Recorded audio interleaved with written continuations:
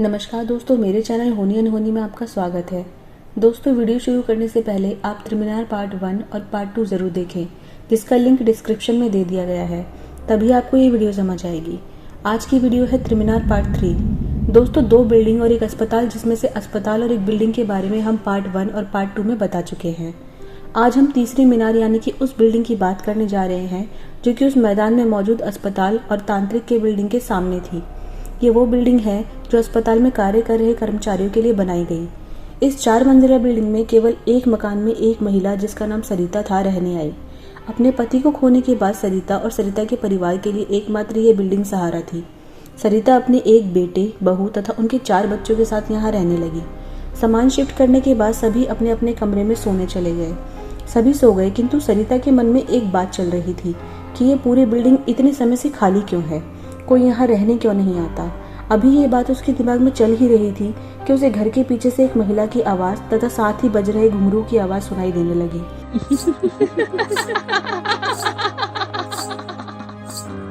उसने किसी को न जगाकर अकेले पीछे की खिड़की से देखा तो घर के पीछे एक रातरानी का पेड़ था, जिसके अंदर से ये आवाज सुनाई दे रही थी। घबराई हुई सरिता अभी इस आवाज के सदमे से बाहर आई भी नहीं थी, तभी एक और चीखने चिल्लाने की आवाजें आने लगी।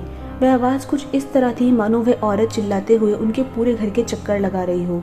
यह आवाज सुनकर पूरा परिवार एक जगह हॉल में इकट्ठा होकर बैठ जाता है। पूरी रात सो नहीं पाता तथा फैसला करता है कि घर में हवन कराया जाए। अगले दिन घर में हवन कराकर बिल्डिंग को चारों तरफ से पंडित जी से खिलवाया गया। हवन के बाद वह आवाजें आना बंद हो गई।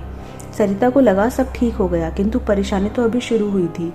सरिता का आंगन बहुत बड़ा था, तो अस्पताल में नाइट ड्यूटी कर रहे लोग कभी कभी सरिता के घर के आंगन में आकर आग जलाकर वहां बैठे हुए थे। सभी चाय की चुस्की ले रहे थे। करीबन रात के 2:30 बजे थे।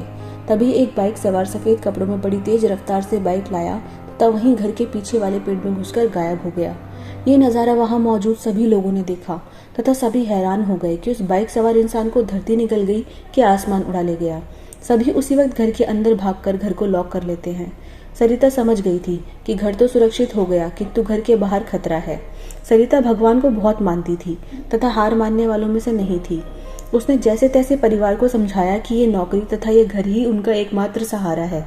अस्पताल सरिता के बिल्डिंग के सामने था तथा सरिता अस्पताल की घटना से वाकिफ थी। एक रात ड्यूटी जाते वक्त उसे पीपल के पेड़ के नीचे एक औरत बैठी दिखी, जिसका रूप बड़ा ही भयानक था।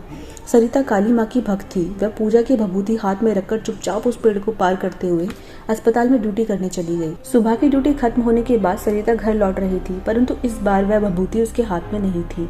उसी वक्त किसी अनजान साई ने सरिता को जमीन में पटक कर मारा, जिससे उसके हाथ में फ्रैक्चर हो गया। अब सरिता अपने परिवार को लेकर डर गई।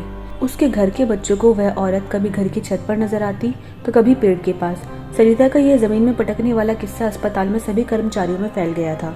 सभी इस बात से वाकिफ थे कि इस अस्पताल में नौकरी करना ही भारी पड़ता है, तो इन मकानों में रहना तो बहुत मुश्किल की बात है।